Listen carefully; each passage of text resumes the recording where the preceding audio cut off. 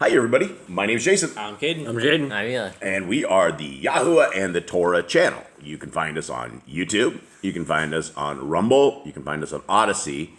And you can find us here in the middle of the jungle. And so this is where we are at, hanging out with you guys, with our little family. And we appreciate you guys. And we hope that you guys will pull up a little chair here and sit and hang with us and our family and our pack of wolves that we have. We call them wolves. We also call them alligators with fur. And they are known as pit bulls, and they are always making a lot of noise. And so we love our furry friends and family, and so they sometimes make a lot of noise. Our apologies for that. It is a first day on our Creator's calendar. Gentlemen, what does that mean? It means they work. We work. We don't go to church. We don't go to a 501c3. We don't go out to man-made religion and then go and do what we want afterwards. Yeah, this is a work day, and so this is the beginning of our week, and a lot of people that are dressing up today, heading into church, and doing their thing with the 501c3 man-made temples of Hasatan. Really, it's when you look at it, everything in religion and Christianity and things of that nature is contrary to what scriptures say, and I know we'll lose any hope of any Christians that we have that are attempting to listen to this right here because they won't listen beyond that. And if you would explain to folks that very clearly in our Messiah says that not one jot or tittle of the Torah, and the Torah is the first 5 books of the Bible, Genesis, Exodus, Leviticus, Numbers, Deuteronomy, there won't be one jot or one tittle of the Torah that will be gone until heaven and earth have been passed away. And people also forget the verse that Messiah says, I didn't come to destroy the Torah. He came to fulfill the Torah, and fulfill does not mean to abolish. It doesn't mean to throw it in the trash. It doesn't mean to not keep it. It means that we are to observe it. That is part of our lives. The Torah is a living, breathing thing that is supposed to be surrounding us. It's supposed to be our invisible cloak of security. It is supposed to be the way forward. And so for anybody that doesn't keep Torah right now, we would love to encourage all of you guys to read your scriptures, and don't take it from this old man in a up at the front of your church who you pay 10% to, who sits there and preaches out of Paul all the time. Don't worry about Paul. If you are going into this spiritual realm adventure, don't start 3/4 of the way at the end of the book. You would want to start at the beginning of the book. Just like any novel, take Pride and Prejudice, take War and Peace, take all of those. Try to start about halfway in the book and see if you have any idea what in the world's going on. You'll have zero idea. It just won't make any sense to you at all. So we can't take doctrine from the end of it unless we have the doctrine from the beginning of it. All right, gentlemen, we are in the book of YAHOSHUA. And before we begin, guys, if you would like a pre-order of this book along with all the Apocrypha, this is what they call PU leather. I don't even know if it's leather, but it's a PU vinyl or something of the sort. Very nice front cover of the book. It has 3 bookmarks. It is the largest print scriptures that I believe you will find anywhere that has all of this. We're talking a little over 3,200 pages is what this will be. And it has, it's a very beautiful book. And right before it goes to print, we found yet more atrocities within the Hallelujah Scriptures that they did a search and replace, and they put Baruch all over the place in Psalms and various other books. And it's not actually, the word isn't Baruch. So in their laziness and in their criminality, they went and they, again, botched the word of our Creator. And so there's, I believe, 46 times that we're going to make another 46 changes before this goes to print. This will be going to print in the next little bit. We've already ordered the paper over in India. Everything is on the road. They are going to be waiting a final draft. Once that's done, these manuscripts will be to us in late February or March. They'll be going to the U.S. We have a trusted and true family there that is going to be shipping these out. And the whole point of this entire thing is built that we are able to help prisoners. And if we can get through 3 sets of these orders After the third set, we will be able to have a free Bible printing press that will be able to put Bibles into prisons absolutely free, ongoing, nonstop. For every person that purchases a Bible, one will be able to be afforded and thrown into the prison along with shipping. And so that's what we're very, very just excited about, is being able to help our brothers and sisters in chains. Now, if you guys don't need a hard copy of this, then guys, please grab the soft copy. These are the free PDFs. They are on the downloads page. You guys can download those right now. Revision 4, 103 books. Everything that is in the print is right here. Same edition, same version, same everything. And so, guys, put these on your devices, pass these around, share them out. It's small enough that you can take the PDF and you can absolutely put it in an email and make it an attachment and send it to family, friends, anybody who is willing to listen. Okay, gentlemen, we are into the book of Joshua. Now, anybody who remembers the first 2 chapters, give us a breakdown of exactly what in the world's going on. So the first one was basically a handoff of leadership. It talked about him being courageous. It would talk to and told him he needed to be courageous, he needed to be strong. Then YAHOSHUA told the people they needed to be strong. And then the second chapter, he sent 2 spies to go to Jericho to go spy the land, to go see what it was like. And they 2 of them went to a house of a whore, and she ended up protecting them and keeping them hidden from the guards. And then she let them down on the side of a rope on the side of the wall, and they escaped and made it back to Israel and reported back. Yep. Okay, here we go. 3.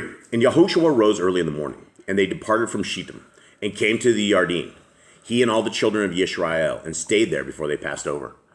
And it came to be after 3 days that the officers went into the midst of the camp, and they commanded the people, saying, when you see the ark of the covenant of Yahuwah your Elohim, and the Kohanim, the Levites, bearing it, then you shall depart from your place and follow it.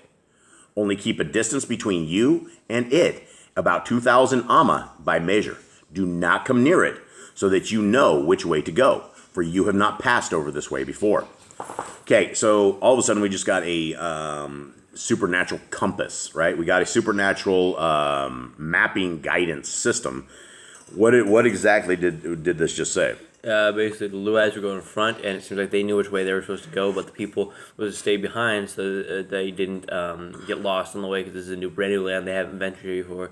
They basically crossed over. Yep. When you see the Ark of the Covenant, load it up and let's get rolling. We're on our way. Okay. Get near it. Don't touch it. Yeah, don't touch it for sure. 5. And Yahushua said to the people, Kadosh yourselves, for tomorrow Yahuwah is doing wonders in your midst. And Yahushua spoke to the Kohanim, saying, take up the ark of the covenant and pass over before the people. So they took up the ark of the covenant and went before the people. And Yahuwah said to Yahushua, this day I begin to make you great before the eyes of all Yisrael, so that they know that I am with you as I was with Moshe. And you command the Kohanim who bear the ark of the covenant, saying, when you come into the edge of the water of the Yarden, stand in the Yarden. And Yahushua, okay, let's talk about this, because a lot of people probably don't know what Yarden is. I forgot that most people have never read a restored name scriptures like this. When we are talking about these kind of words, okay, let's go first. Yisrael is what? Israel, right? There's the correct proper way of Yisrael. Moshe, right? That is most people think is Moses. Yarden, what are we talking about? That is the Jordan River. Jordan, yeah, and so they're standing at the edge of the Yarden. What else do we have? Elohim. What does Elohim mean, folks? God. Well, okay. A capitalized Elohim means what? Capitalized Elohim means God. Yah, right? It's Yahuwah. And a lowercase Elohim means what? A false mighty one. False mighty one, right? And there's lowercase Elohim. And when it says, the next verse, it says, living El is in your midst. What is the El? That'd be like living God in a normal one. Okay. All right. So there you go. A little bit of history there for you guys. A little bit of word definitions. Okay. Where's that, James? 10. And Yahushua said, by this you shall know that the living El is in your midst, and that he is certainly driving out from before you the Canaanites, and the Kittites, and the Kewites, and the Perizzites, and the Girgashites, and the Amorites, and the Jebusites. Okay. Now, all of these aren't like Yah-loving, Torah-keeping tribes of people, right? We're talking bad people. Yeah, these are the bad people. These are the people. These are the generations. More than likely, they came from Ham, right? Are these Ham's people? Have we traced this? I think these are more than likely these are Ham's generations, because they have their giant DNA. It's corrupted DNA, The whole point that Yah did when he flooded the entire world was that he cleaned up the madness that was going on. We had the Nephilim, the Naphilim, and the Eliab, 3 separate lines of giants, all bigger than each, that came from the Watchers with women. And so as the flood went, we ended up with still corrupted DNA line with Ham. And so all of these are giant DNA lines, and these guys are evil. When you read about the giants in the Old Testament, they're wicked things. They're like very, very wild. Okay, 11.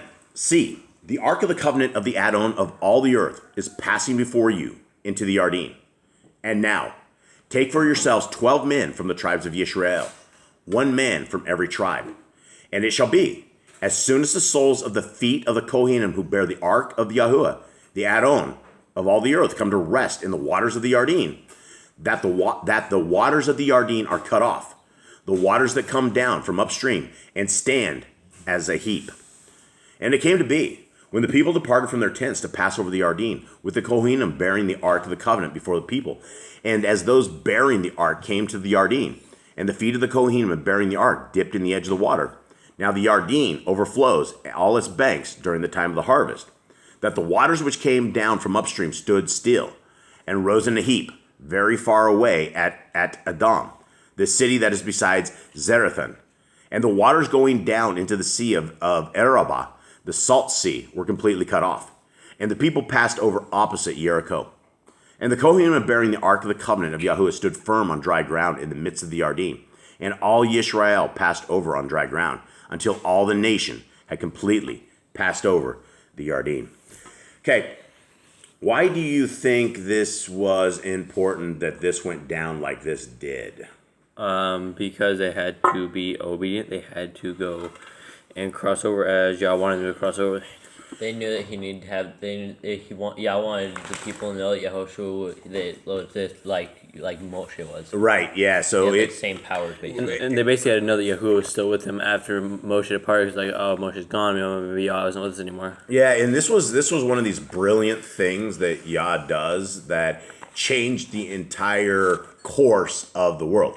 Because we've seen these stiff-necked people all through Genesis, Exodus, Leviticus, Numbers, Deuteronomy, right? And it wasn't like Moshe went through this with no problems, right? These people caused him chaos, right? These people made him sigh and he got into a lot of trouble. He didn't make it not the promised land because of them. Yeah, these rebels. And so we have these people that are extremely rebellious, extremely pig-headed, as they say, that they just want to do their own stuff. And so Yah made another miracle happen. And let's describe what, from what you guys just heard, what does that sound like to you?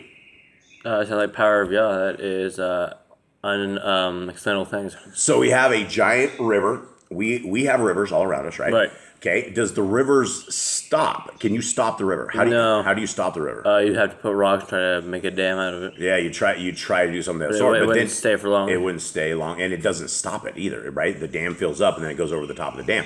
This was a river that stopped upstream that is supernatural, something that you don't see. Kind of like when Moses went out of Egypt and they split the sea in 2 parts. Yeah, this is a mini sea splitting, right? A little river. And I'm sure it did not quite have the same effect that, the Red Sea. Imagine the Red Sea with giant walls, 20 feet high on each side, and probably the sound of rivers like right in that wall. And it's going to be something totally amazing to see. So anyway, yeah, this was one of Yah's ways that he solidified who Joshua was, and that he was indeed the true leader. And imagine what would happen if they walked up the river and none of this happened, right? These people would turn back to Egypt. They'd all beat up Joshua or something of the sort. So, all right, everybody. Well, that's it. Thank you guys very, very much. We really appreciate all of you guys out there. We love you all. Thank you so much for being part of this family. And we hope that you have a wonderful day. We hope that you are seeking Yah where he is able to be found. We hope that you are praying, and we hope that you have the faith of Messiah Yahushua, because that is our King who will come, and he will do this for us. and it will be amazing when he does. But he's not going to reign over a bunch of people that are out of covenant. He's going to reign out over those who are in covenant, those who are seeking our Creator with all their heart, with all their mind, with all their soul. So hopefully that is you guys. And with that, we love you all. Have a wonderful day. All right, shalom.